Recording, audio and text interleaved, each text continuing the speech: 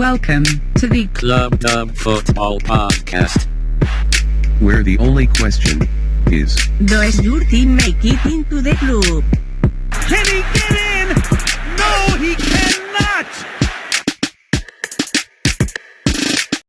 Welcome everyone to the Club Dub Football Podcast. It's time for the recap show. All the stories, action and misadventure from the weekend's games all crammed into one great bite-sized spectacle. The guys are ready, so let's jump right in. Welcome back, gentlemen. Hey, Rob. Here we are recapping an NFL first, Week 18 action that gave us our playoff schedule, our playoff slate that we'll get to a little later. But of course, the drama wasn't only on the field, because since we recorded last, we have also enjoyed the darkest of Mondays, where so many NFL head coaches and front office personnel lose their jobs. So there is so much to get to. It has the feel of an absolute bumper week in NFL terms. But before I get your opinions on all the things that's gone on NFL-wise, let me run through the scores from the slate of games. Over to you guys now to talk about what was the standout moment on the field, at least at first, from Week 18. And you know where I'm heading. Aldrin, let's start with you. Ooh, standout moment. I don't know. Or performance. I'll let you. So difficult to say. I mean, I didn't even know there was, NFL on Sunday, so I missed all of the action. Yeah, as a Colts fan, let's not really talk about that game. I guess the Colts game was the pinnacle moment, purely because of the bedlam that it set off in terms of playoff possibilities. Obviously, if the Colts win that, it becomes a very routine slate of games. There's nothing in it for the Steelers, very little in it for, other teams, and lots of possibilities go out of the window with the Colts win. So the fact that the Colts did lose brought into play a whole myriad of opportunity for other teams to sneak back into it. Not least that Steelers game, which, as much as I'm sure James Bushby will be quite happy to extol the virtues of their playoff run, was a bit of a dismal game, wasn't it? But nonetheless, Pittsburgh are in. So yeah, I think the Colts game is the one for me, just because of the chaos that it set off, really. I think that Jacksonville-Indianapolis game has to go down in history as one of the only NFL games where both teams' fan bases are annoyed with the result. The Colts fans have to be annoyed by the fact that all you needed to do was go and beat the Jags, who we talked about last week and the week before, and we have talked about being perennial losers. All you've got to do is go and beat them, and then you just absolutely mess the bed in every conceivable way. But from a Jacksonville fan's point of view, you've got to look at that. That was such an incredible, competent performance, and you saw exactly what you wanted from Trevor Lawrence. You saw what you thought you were getting with the first overall pick. And you kind of got to be asking yourselves, where's that team been every other game this season? If we can do it there, why couldn't we have done this at any other point in there? So it was baffling to sit and watch it. And even when the Jags got ahead by a touchdown, you think, oh, that's fine. Indianapolis have got something to chase now. It'll at least be interesting. It won't be a complete shellacking. And then the Carson Wentz that the Eagles fans have complained about, sort of, oh, hi, I'm still here. And you just thought, oh, it's not going well, this, is it? I mean, it was a bit of a weird flip reverse of kind of regular teams' forms, wasn't it? I mean, our offensive line was terrible, and their defensive line was incredible, and Trevor Lawrence looked brilliant. I think if I'm a Jags fan, I'm thrilled with that result, not least because you get a win over a division rival. But like you say, with Trevor Lawrence, you were worried this year might ruin him. The whole Urban Meyer experiment hasn't worked. Trevor Lawrence has looked off kilter all year, not looking like the generational talent that came into the league. And I think he showed a game that we maybe haven't seen in the year. Like you said, Rob, I think previously, with Burrow and Tua the year previously, neither of us were sold on him, but they each showed something throughout those games that said, oh, do you know what? These are first round talents and they can play football. And I think we probably hadn't seen that from Lawrence, and you did see that against the Colts. So I think that was, as an NFL fan, it was nice to see Lawrence kind of bounce back to the point where you think, he might be able to compete next year with few better pieces. It was nice to see, week 18, his 17th game in the NFL, he starts to turn up as looking like someone who was a first rounder, do you know what I mean? Let alone the first overall. I think he's had a poor year, but obviously the reasons, as you've said, the coaching change, and a lot of volatility in the organisation. So we'll see. I think the next appointment has to be the right appointment for them. This is how many years have we been talking about a Jags rebuild now, I think. And last year was going to be, this is the big one, the number one overall pick, the generational talent. And it's not turned out that way. They've been trashed pretty much all year. So I think it's got to be the right appointment, or who knows what will happen there. But yeah, I think if you look at the playoff race, the Steelers obviously limped over the line, but I think it's clear to see it's Ben's last season, and it would take a miracle for them to beat the Chiefs. So we'll see. I guess sorry to break that to you, James, but we'll see what happens there. But I think any of those teams that had got in, the Colts looked terrible. The Steelers got in but didn't look great. The Ravens, if they'd have got in, wouldn't have deserved going in. So it almost take the top six seeds of the AFC and then just do a bonus ball for the rest to see who gets in to play the Chiefs. That's almost how it turned out to be. I feel it's a shame that the Chargers aren't in. I think it would have been good to see Justin Herbert in the playoffs. I think he's been he's had another good year, built on his rookie year, had another good year. He's a real exciting talent.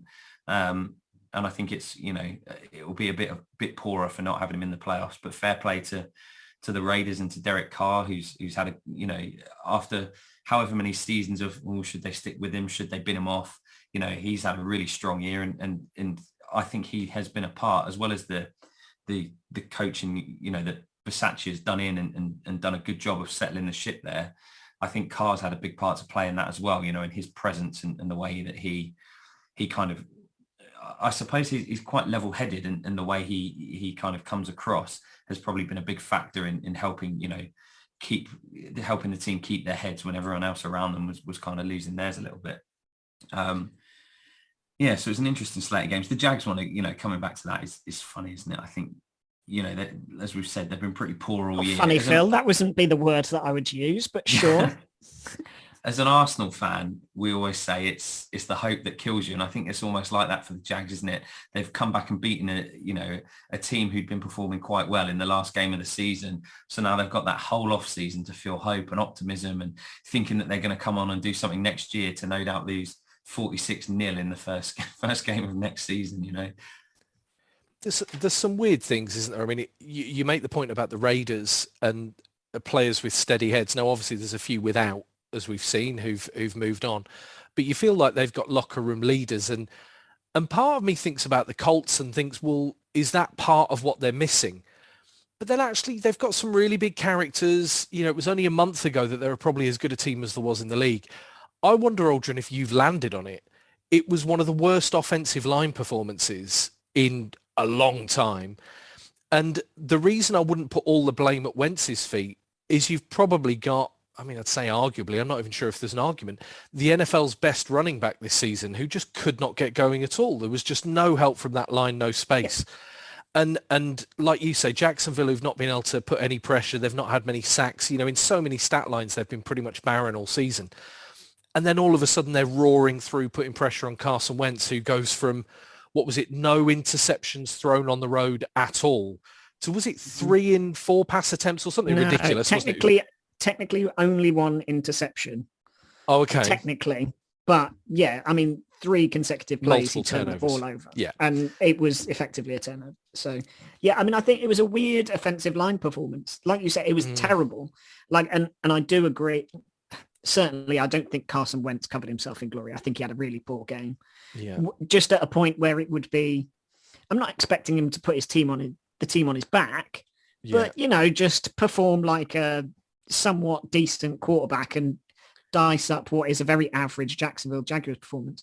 But for only having Eric Fisher out of our offensive line, it was like these guys had never seen each other before. And like these are, I think you have to, anyone would agree that the Colts offensive line this year, when healthy, has been amongst the best in the league.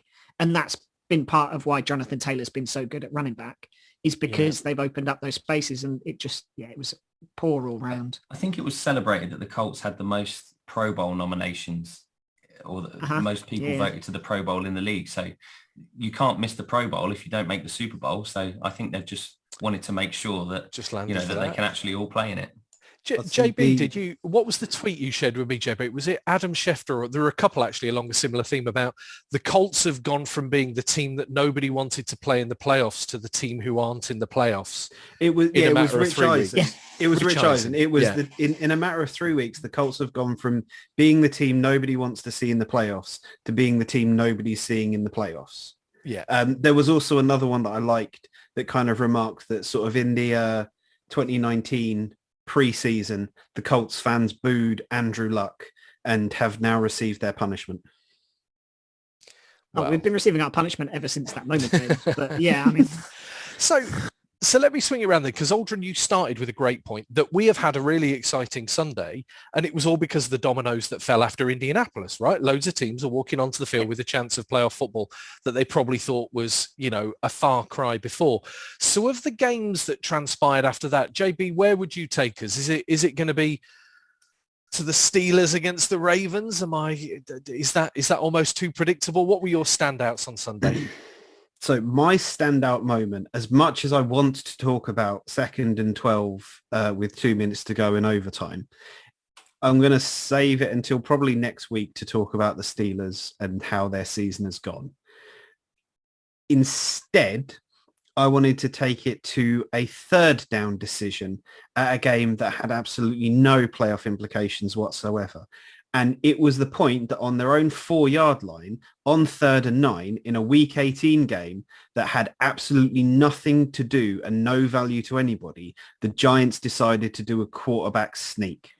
I wanted to come back to this because it was my favourite moment of the weekend. We saw them do it on Red Zone, and I spent so much of my time waiting for Scott to explain to us why they had done it, and there was nothing, because there was no reason.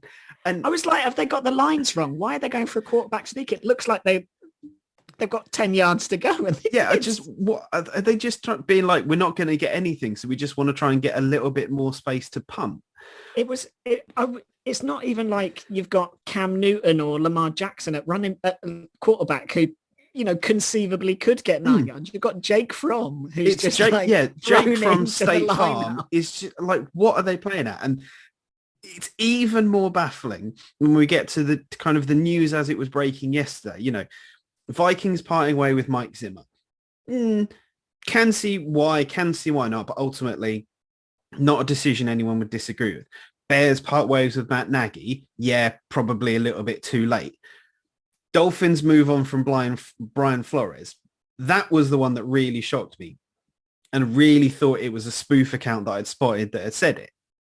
But the Dolphins moving on from Brian Flores and the Giants not moving on from Joe Judge makes absolutely no sense. And I'm going to need one of the three of you, my most esteemed podcast colleagues, to explain to me why. The weird thing, I was thinking about this, that in a way, the comparison or the comparable point is probably Matt Nagy in Chicago, isn't it? They gave him another year and you thought that's not going to end well. This is a guy who started to overstay his welcome. But even he'd made the playoffs. He'd done something with an average roster. It had been up and down. It had ebbed and flowed. It had felt shambolic at times. But what's Joe Judge given the world of football this year? And I have never seen a fan base react that way to I know it was the first ever Week 18, but the final weekend of the season. And for him to still be in a job, it makes no sense to me at all. And I just think, are you telling me that whoever comes in as their new general manager is like, I'm really happy with my quarterback and head coach conversation. I mean, I'm higher on Danny Dimes than most, but I mean, Joe Judge and the way they ended up is as shambolic as I've ever seen. You know, the Jets last year, the year before, and maybe the year before that. You know, the Jets and the Browns historically have been this messy, but they've at least moved on. They've at least tried to reboot.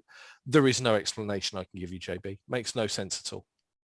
I think it speaks to their aspirations for next year, that there isn't a conversation for a new coach and a new quarterback and a whole rebuild. They just, I don't know. They weren't even going to get rid of the GM. They waited for him to retire. I mean, I just find the whole situation bizarre. I love the Kenny Golladay tweet that's resurfaced about when he signed and the Giants said, how many touchdowns do we think Kenny will get in Giant Blue? And as the most expensive free agent of the offseason, the answer to that question was, he's not going to get a touchdown at all. I mean, touchdowns all season. Don't just forget Golladay. There's also Kadarius Toney as well. Micah Parsons, probably the defensive rookie of the year, was still on the board. Yeah. Rashad Bateman, who the wide receiver who went to the Ravens, was still on the board. Yet the Giants picked up Kadarius Toney, who's also not got a touchdown all year. Yeah. You know, they've wasted a first round pick there. Well, I don't mind Toney. I mean, he's a Florida guy, so I'm going to stick up for him. But I like him as a wide receiver. He's not a bad choice. But yeah, I mean, it's one of those though, isn't it? You can always say, oh, such and such a body was on the board. But yeah, Micah Parsons always felt like a absolute slam dunk. So it does seem silly. They needed to add weapons, didn't they? If you're going to go in on the Danny Dimes narrative, they had to give him weapons, and that's what they did. So yeah, they didn't do a good job of it. I mean, it's the difference between what Sean Payton can do in New Orleans with a third string quarterback and what the New York Giants, you know, it speaks, and the Ravens as well to an extent. You know, I just think Joe Judge is hideously out of his depth now. But go on then, PB. So if we've had standout moments from the Colts and now from the Giants, what's your standout moment of Week 18? Oh, it's tough, isn't it? Maybe the Lions beating Green Bay. I know the Green Bay took out a lot of their starters in the second half, but I think we had the discussion, I'm sure it was on this podcast, it may have been offline, about Dan Campbell, and you guys thought he was going to be one and done. And I thought, do you know what? I think those guys are playing for him, and I really think they do. They've not had a hell of a lot to work with in Detroit, but it looks like Amon-Ra St. Brown's going to be a bit of a player. He's looked really good, you know, over the last few games. And, you know, Swift being back fit next year, you know, I think there's certainly a lot of volatility in that division. If you think the Bears are going to have a new coach, the Vikings are going to have a new coach, nobody knows what's going on with Aaron Rodgers. Is he going to stay in Green Bay? Is he going to go somewhere else? So, you know, I think they've got an opportunity to certainly, I'm not going to make a bold claim that the Lions are going to make the playoffs next year, but I think they've got the opportunity to really step it up from where they have been. If I think of some of the other performances, TJ Watt potentially beating the sack record, at least equaling it, is obviously a big one. I know the NFL are looking at the tackle for loss that he got and whether that should be classed as a sack. I reckon they probably will change it, in which case he'll have the record outright. So I think that's obviously a standout moment from the week as well. I mean, JB said it, and we're not going to talk about this later. We're going to talk about the coaches who went and not the coaches who didn't. But I'm amazed the Lions haven't moved on.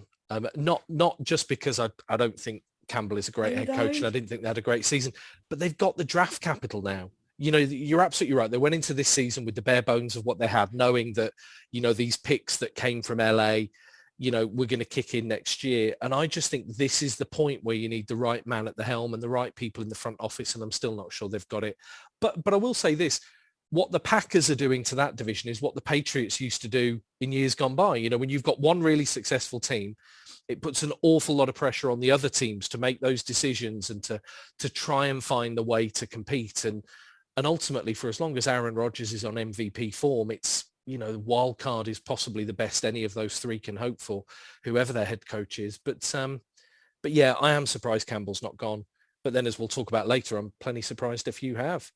So I should say as well, to be fair, one of my moments of the week was Joe Staley taking that time out with 38 seconds left in overtime in the Raiders-Chargers game.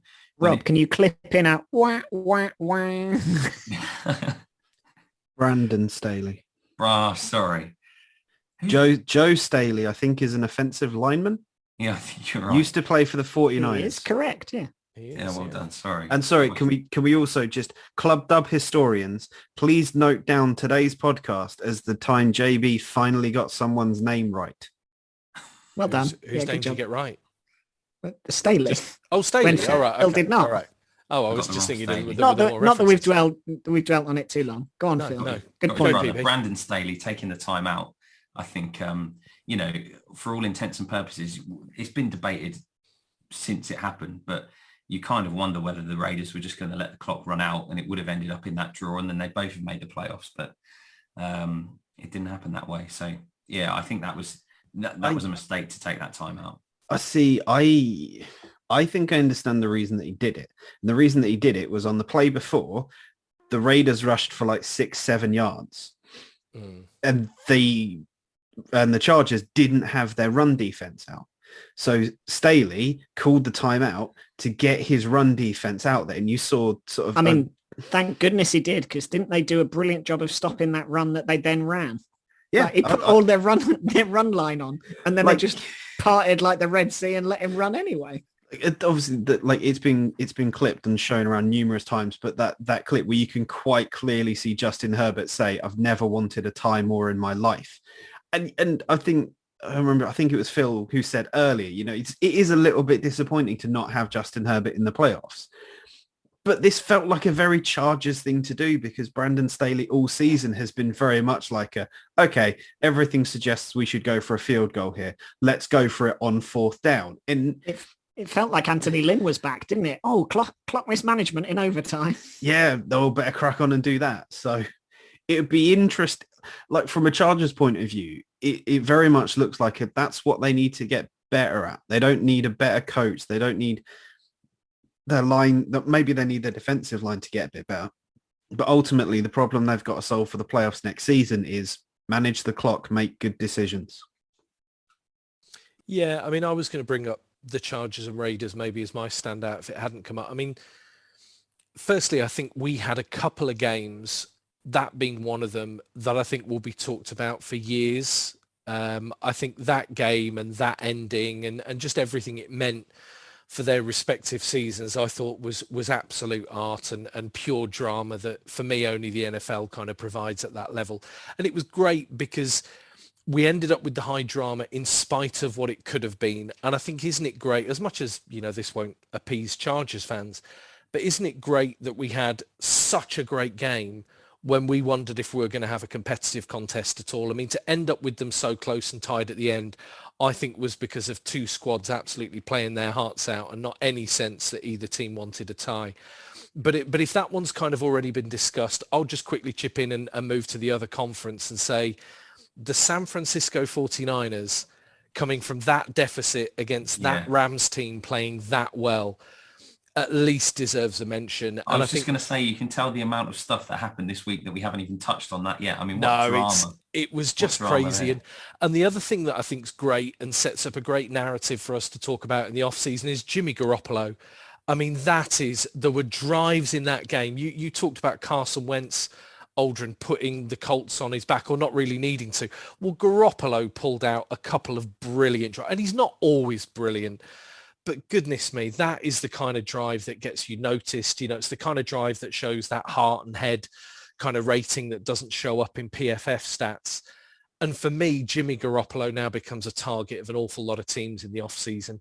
The only problem I have with Jimmy G, and it's a simple one, he's a bit like kind of the diet Nick Foles.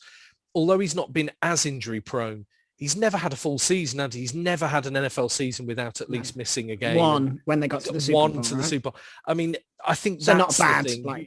Put him in somewhere like Pittsburgh, the cold winters and the hard, rough games. I just wonder how he'd flourish in certain franchises. But I can't wait till we're talking. He's not a cold winter team, is he? I can't wait till we talk next year about how he's not played a full slate of games because the cold got into his hip or something. Well, it's not a 70-year-old man. It is. All I'm saying is I think it's his durability rather than his talent that would be on my mind if I was heading up a front office. Yeah. But that performance, I mean, if they ever make an NFL film on Jimmy Garoppolo, do you not think that 2.5 minutes is going to be, they're going to have the orchestral music playing and Brad Pitt or Kiefer Sutherland narrating over the top. I mean, it was brilliant. And as much as, I don't know, divisional games, you kind of want all your rivals to lose all the time, right? I think Shanahan's a great coach, and it was a real jewel to watch that. So if those are our standout moments, and like you said, PB, you could almost take up a week's worth of podcasting with each and every game. Let's move on to the news from the Monday and the coaches, and I suppose you can talk general managers in a few cases who lost their jobs. So I'll kind of do the same format. Aldrin, I'll come to you first, and I would want to know, I think we've already mentioned Flores, although Flores can be your answer. What was the most surprising news for you on Monday with the coaches who found their way out of respective organisations? Who was the biggest shock of the weekend? No, it's Matt Nagy, isn't it? I mean, I thought he was going to lead them to a Super Bowl next year. No, I mean, I think we're all in agreement that the Brian Flores firing was a bit surprising. Delving into it a little bit more, I said on the pod a couple of months ago that I felt he was on the hot seat, and then they went on that really solid run. What was it, 7 games or something like that, maybe more? But I still think the guy's a great coach. I just felt, and it certainly seems from everything that you've kind of heard, that the reasons that I felt he was on the hot seat are kind of the reasons that they look to have got rid of him. And I think it's communication and relationships within the organization that seem to have been the downfall of Flores. I think the way that he's cycled through coordinators hasn't been well received, and, probably led to a bit of instability there. The way he handled the Tua situation, again, certainly feels like it was mismanaged and it didn't create a stable environment. I guess the biggest surprise for me is that it's always felt like one of the big draws for Deshaun Watson wanting to go to Miami was Flores. It always felt like he really liked him as a coach. He was keen to work with him, and there was a lot of interest there. And I don't know if that maybe changes the narrative around how that potential Watson trade. I thought it was the other way around. I thought Greer wants Watson and Flores didn't want Watson. No, I think Watson's always I think Watson's spoken highly of Flores. And the other thing, right, but I mean, that's it. I mean, there's no definitive, is there, out there in the press? But I did think Stephen Ross, so the owner of the Dolphins, his comments about why he fired Flores, and he talked about the unsatisfactory management of the franchise. And I think that's a really interesting, phrase to use, because it suggests that there's something that isn't to do with on field. I mean, I haven't looked, but there must be some record. I mean, how many coaches go on a run of, wins like the Dolphins did and end up changing their coach at the end of the season?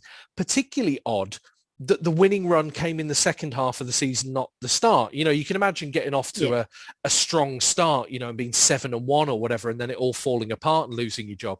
But to end the season as they did, I mean, it did feel particularly strange. But you're right, PB. I wonder, behind the scenes, did the Deshaun Watson conversation play a part? I wonder if, the treatment of Tua even, when you've got an owner who's gone out and, you've drafted a quarterback and they feel that they're playing under a cloud, it they really traded up does for him, make... didn't they? Well, he traded up for Tua, so you wonder... There's an interest there. And I mean, maybe we're trying to pick, what made the difference when it could just be the straw that broke the camel's back. Everything all of you guys said could be true, and it could have just stacked up and up and up. But, to do what he did and to have the seasons he had in Miami, ultimately the record, as much as they weren't, in the playoffs as we believe they probably should have been this year. I mean, it still didn't feel like a resume that would see him looking for work. And, often they say that to get another chance as a head coach straight away, to go back to back, you need to have won a Super Bowl. I think he could buck that trend. I mean, I think he could find himself in a job, and there's already a few reports out there that he's interviewing. So Flores leaving the Dolphins, definitely a surprise. I think the off season will be the time where we do pods dedicated to this. But on your point, PB, I think, and yours, Aldrin, it massively changes the Deshaun Watson situation. I think Deshaun Watson suddenly needs to think, hold on, where might I play football next year? Because I think the Dolphins just look so nailed on. Maybe the Panthers come back in now, but a year out of the game, there are suddenly all these questions that we didn't imagine would be there because of Flores moving on. Maybe he lands in Chicago and decides to bring him there. Who knows? I guess the only caveat might be for me, and it's part of the reason that he has wanted to leave Texas, is that Watson wants to have input in coaching decisions. So, if he gets the promise, or if he gets, because I think, somebody like Bieniemy, who Watson wanted the Texans to interview, who they didn't, and then hastily organized an interview when it was too late. If they hire somebody like Bieniemy, then maybe Watson goes in and goes, well, do you know what? It's not all bad living in Miami, in an organization with a lot of young talent, with a coach that I respect and I wanted to work with. Then that maybe swings it back. But I do think it changes the dynamic of that potential trade, with more instability in Miami than you'd had, and no coach that he wanted to work with. And the Tua, I mean, it continues, doesn't it? How do they view Tua? And so many things going on in Miami. So Flores is the first name out, and rightfully so, is the biggest shock. JB, follow it up. What was the big news for you from the Monday when heads roll? I mean, I don't want to be a broken record and circle back to a point that I've just made, but Joe Judge remaining the head coach of the New York Giants. We don't need to dwell on it. I think anyone have, but again, outside of the blind, why can I not say Brian properly today? Outside of the Brian Flores news, it's got to be that. Yeah, it's bizarre. Yeah, utterly bizarre, particularly when you look at people who did lose their jobs. And I mean, obviously we've mentioned Flores, but he wasn't the only shock, I suppose. Were you surprised, JB, to see Zimmer go? I know you said at the start that you couldn't really argue if somebody said him going was the right decision. I'm not convinced, I think Zimmer, and I'd put Fangio here as well. I know it's not always fashionable and flash to have a defensive head coach, but are you telling me they have better rosters than the records they ended up achieving? Are you telling me the Vikings or the Broncos underachieved? Because I don't necessarily see it. So just before we delve into this, I do want to obviously give PB the opportunity if Minnesota was something he was going to talk about. Well, yeah, not the coaching wise. The surprise for me was, is it Spielman? Yeah, that was what I was going to go with. Yeah, being booted as GM. I think he's done a decent job. I think they've made some good draft picks. Picking up Jefferson as an example has turned out to be a great decision. So I'm not surprised to see Zimmer go, but I am surprised to see Spielman go. I think he arguably could have stayed there, and I think there's a number of teams, if they've either got a GM vacancy or are thinking of making a GM vacancy, that he'll be high on the list of candidates for. If I go back to James's original point about the Giants, just playing devil's advocate, Gettleman's obviously retired, so I do wonder if they've not got rid of Joe Judge because they want to get their GM in place and then let him make their decision. Because if you look at the Giants... I think smart organisations get rid of terrible coaches, though. And true. give the new GM a clean slate. I don't disagree with you. Yeah. But maybe they want the GM to come in, meet with Judge, get his lowdown, boot him, and bring their own guy in. Because if you look at the Giants, they've got 2 picks in the top 10 this year. Great, because they did a great job last year. They'll be stellar with them. Pick 8 from Chicago. So they've got draft capital to play with. And do they potentially come into the Watson talk now, for example? I don't think Daniel Jones is the guy. They've got 2 first-round picks. They could make a coaching change to a Watson kind of guy. Does that then look like a more attractive proposition? So I think if you're Deshaun Watson, going into that New York media circus is not what you would need right now, perhaps. Mm-hmm. I would probably look somewhere a little more, I don't know, lenient, let's say, than the New York media circus. I don't think it would go well. And also just a more stable franchise. I mean, the Giants now actually have a lot in common with the season before last Texans, don't they, with everything that's going on. And also he still has, despite the fact he said he'll never play for the Texans again, or at least did at one point, and then maybe, I mean, I think that clause he has, that he effectively said he'd only waive for Miami, is it's the only power chip he has left, really, because he's the kind of guy who, I thought he was top 5 quarterback, and him being traded would be the first time we'd ever seen such a good quarterback on the move. And I don't know if he doesn't work this out soon, if he's not somewhere for the start of next season. I'm pretty sure he will be. But if he wasn't, you wonder if you come back at all from that. The only thing with the Giants, PB, coming back to your point, though, is there not a worry that you miss out on the best candidates if you wait for the GM? I mean, maybe they're going to be quick with the GM. Maybe that is absolutely, waiting. It's tomorrow's headlines as we speak. But you wonder, then again, maybe it is a Spielman. Maybe it's someone who's on their way out of somewhere. There's so many things swirling with the Giants. Yeah, I think you've got to also remember that the playoff teams, albeit they, you can interview playoff coaches. I think it's unlikely they get appointed until their fate is kind of sealed, is maybe the wrong word. One of them could go on and win the Super Bowl. But I think it doesn't necessarily need to be a rushed process, does it? I think if they were to get rid of Judge, for example, and then rush to appoint a coach and then bring in their right guy for GM, what then happens if the coach and the GM clash and they don't mesh together? Those two things have got to work hand in hand. I think if you look at the successful teams, I mean, New England is a different situation because Belichick is pretty much both roles. But if you look at a lot of successful teams, they've got a coach and a GM that work really well together. I think ask the Texans how good it is if you wait for the head coach decision. Sorry, JB. No. I think the Texans is a good example, but I think sort of circling back to Rob's question to me around Zimmer and Minnesota and kind of what Phil talked about. I think Rick Spielman was the surprise out of the two of them. And you look at him kind of been in post since 2012, so roughly 10 years, and still spent time in sort of the player personnel department. So if you look across both things, drafts by Spielman included Adrian Peterson, Kyle Rudolph, Xavier Rhodes, Cordero Patterson, Teddy Bridgewater, Anthony Barr, Eric Kendricks, Daniil Hunter.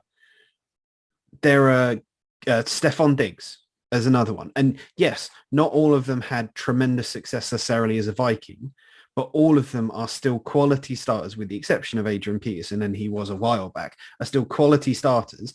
And you can still have conversations about, was Adrian Peterson the best back in the league at the time? You also look at him bringing in Adam Thielen as an example, as an undrafted free agent. This is a guy who knows what talent is. And I think Phil kind of said, all of the decisions that he made, you can understand them. Signing Kirk Cousins to that initial 3-year contract when they did, I personally disagree with, because I don't rate Kirk Cousins at all.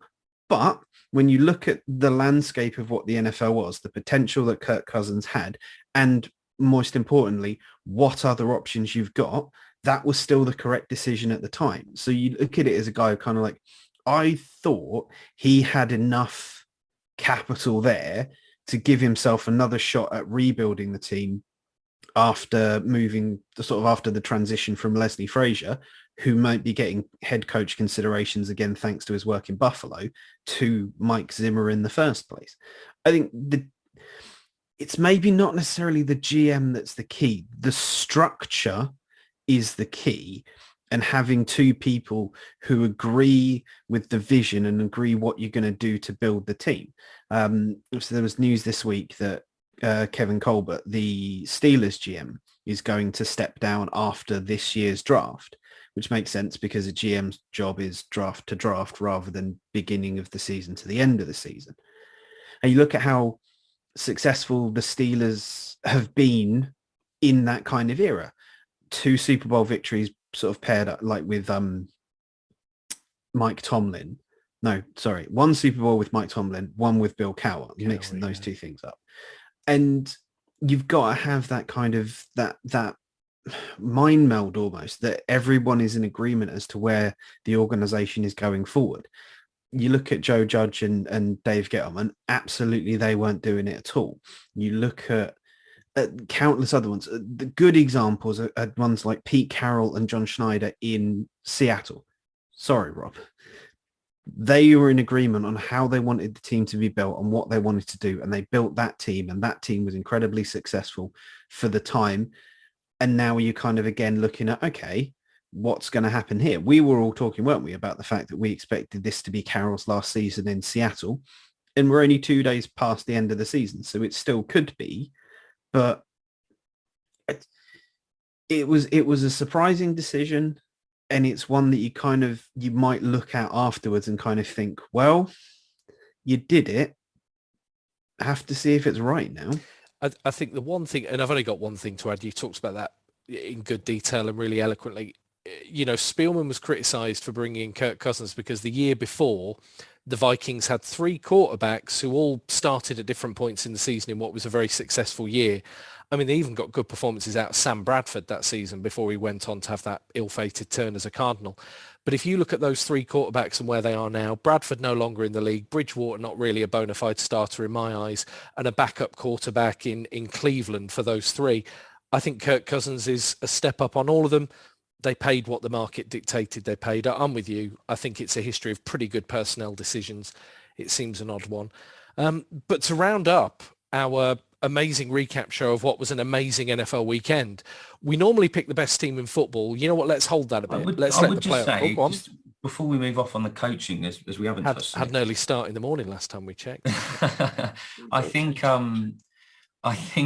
if teams are looking for a defensive coordinator, Fangio will be one of the names that's right at the top of their list. 100%. So I think if a team loses their defensive coordinator to a head coaching job, Fangio will get a job pretty quickly. But, you know, arguably they were a quarterback away from being a good team, the Broncos, you could argue. And I think he's probably, after Flores, he's probably the next, you know, unfortunate one of the cycle.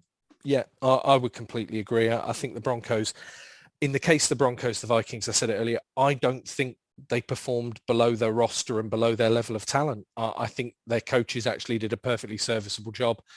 The Vikings never won a Super Bowl. You feel that pressure of Aaron Rodgers in their division as told. You know, you've then got, I suppose, a different type of pressure when you look at the Broncos, a storied franchise who just haven't, you know, been keeping pace with the superpower of the Chiefs. But yeah, I completely agree. I think Fangio is a bit hard done by there. Good final point, Phil. And give me, rather than the best team in the NFL, I'm going to go around our virtual room and say, what is the best vacancy in football right now? I kind of want to make it head coach, but if you want to go GM, then I'd allow it. The best vacancy in football right now, James Aldrin, is? So I'm going to pick one that I know certain people won't agree with just because I'm going to let JB talk about the Raiders. But I think the Vikings would be my pick, purely because I disagree with JB in that I think Kirk Cousins is an above average starter. I think they've got real talent on that roster. You know, I think you've got one of the best running backs in the league, one of the best wide receivers in the league, arguably 2 of the best wide receivers in the league, really. And although the defense has gone backwards a little bit in the last year, there's still talent there. And I think they're only a few pieces away. So they would be my pick because I kind of see Kirk Cousins slightly more highly than JB probably does. But I think that's a real talented offense with a few extra pieces in and around. Then they could be really, they could be a really solid option. I think they're definitely a great opportunity for an offensive-minded coach, aren't they? Defense is aging in a few areas, but I don't think it's fundamentally bad. You know, I think there's a lot of that. There's a few pieces. Yeah, exactly. Yeah, there's a lot of teams that you could label. So you reckon the Minnesota Vikings is the best vacancy in football? JB, what are your thoughts? People who think Kirk Cousins is an above average quarterback are the same people that think Mac Jones is absolutely going to be offensive rookie of the year, and absolutely the same kind of people that answer those emails that say, congratulations, you've won our star prize. Please enter all of your banking information here.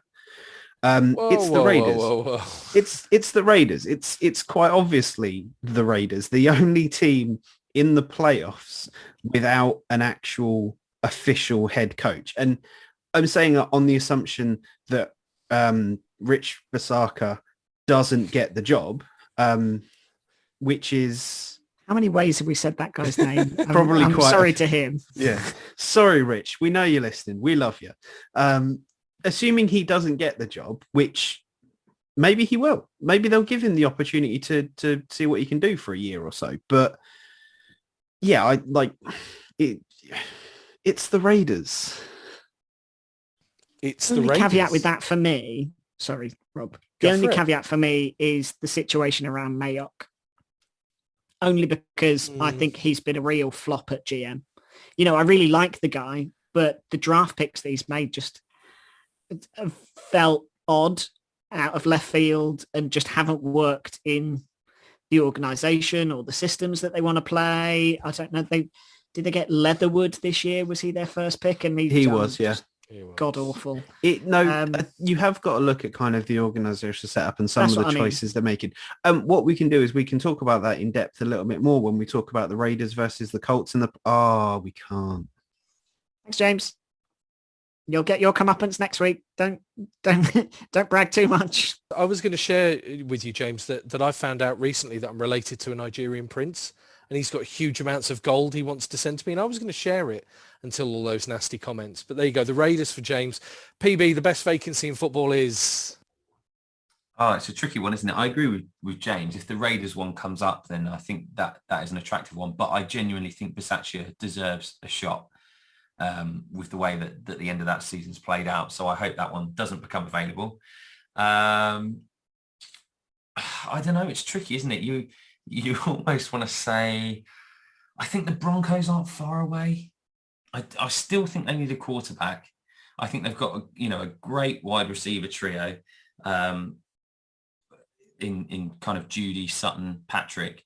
They stay on the field. They're really good. Well, exactly. They play If they can- 3 games a year and then if they're they can stay out of useless. the physio room, Javonte Williams at running back, I think they've got a decent defense as well.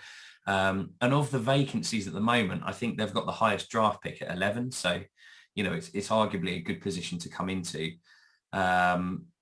So yeah, I think they're all much of a muchness. I don't think it's not like last year where you had the Lions, the Texans, the Jags, the Eagles, 4 teams that were pretty trash all of last year and had a long way to go. I think these are all teams that have got 1 or 2 star players on the team. And it only takes, the right coach or 1 or 2 little tweaks or 1 or 2 players drafted to make them a playoff team. So I think they're all, rather than all being bottom end teams that are poor, I think they're all kind of middle of the road. So it's going to be interesting. So I would have agreed with the Broncos. That would have probably been my call. But rather than us double up then, let me say how interesting a vacancy is the Jacksonville Jaguars. Huge amounts of cap space, coming off a year where because of COVID and the pay deal and salary cap and various things, there are a lot of people out there on 1-year deals. It's going to be a big off-season for free agency. Could somebody come in and immediately turn that round? Do, multiple high draft picks this year followed by high draft picks next year mean that you get to build a young nucleus of a side, a little like we've seen Cincinnati do? I mean, I think the only thing you maybe say, and I do think the Broncos is the better vacancy, I'd probably then have the Vikings after that. But if I was making the argument, if all the Broncos need is a quarterback, is there an argument to say that all the Jags need is a head coach? I mean, when you've got a head coaching I vacancy, suppose to be fair, is that the piece of the puzzle? Because Meyer left so long ago, I'd forgotten that their vacancy was even there. They've obviously got the number 1 pick, so they've got the highest draft pick of anyone with a coaching vacancy. Yeah, I think, a lot of it, Robinson has showed he is a top level running back. And obviously they drafted Travis Etienne last year and he's not even touched the field yet. So they could have 2 elite running backs on their team next year. They've got Trevor Lawrence, who has flashed good plays, and he had a good last game, but he hadn't had a brilliant season. They just need some talent around them, really. I think the defense performed well against the Colts, and they had some other good games. I think was it the Bills they beat earlier in the season? Yeah, Josh Allen, when he shows up, he can be. There you go. Yeah, Josh Allen on Josh Allen, wasn't it? Yeah. I think they've got some good parts on D.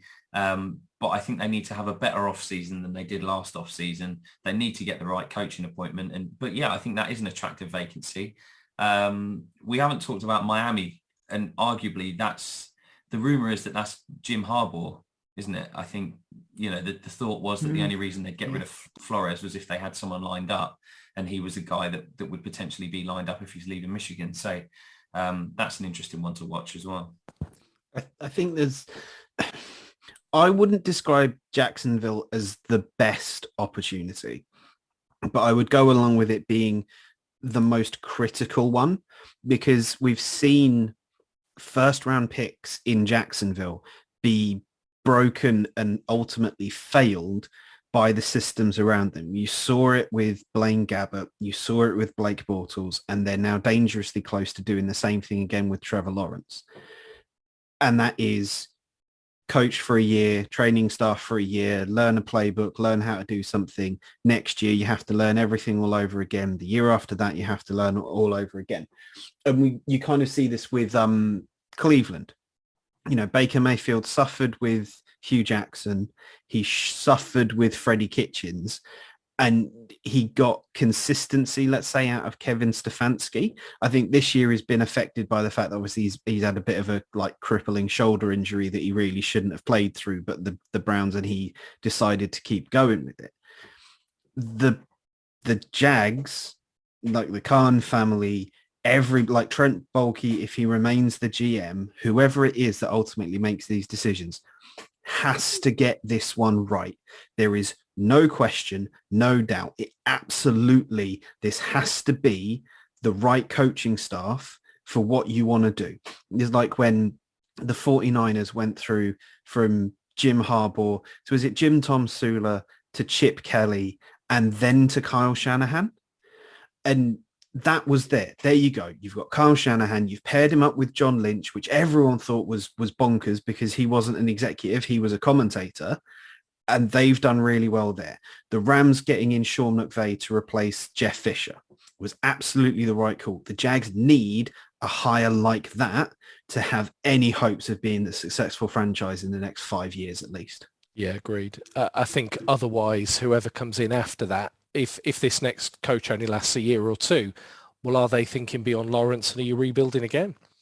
But yeah, not nice that in our roundup, Miami didn't come up quite as much as you might think. I would love to see Jim Harbaugh. Jim and John Harbaugh, I think, are both incredibly good coaches, as I've talked about many times. And I think to see the best coaches at the highest level, as great a job as Harbaugh's done in Michigan, would be great. And yeah, I can see Miami being a good fit. I can see Tua, a bit like Kaepernick and Smith in San Francisco, fitting that system well. So, guys, as a recap goes, we had a bumper show to get through, but my God, did we tackle it.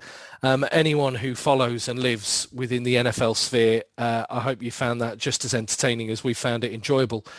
And the nice thing is, as much as we've got a few things in the rear view, regular season, Sundays with Red Zone, all of those things are gone for the best part of 8 months. We are looking forward to recording our Thursday show and picking winners to go in Club Dub that will be moving one step closer to the Super Bowl. The real wildcard weekend show comes up on Thursday. But thanks all for your company. And look to catching up again in a couple of days, gents. Cheers, Rob. Thanks a lot.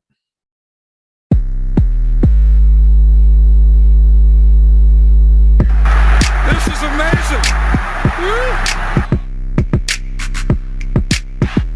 Remember to subscribe and be cool. Tell your friends. The game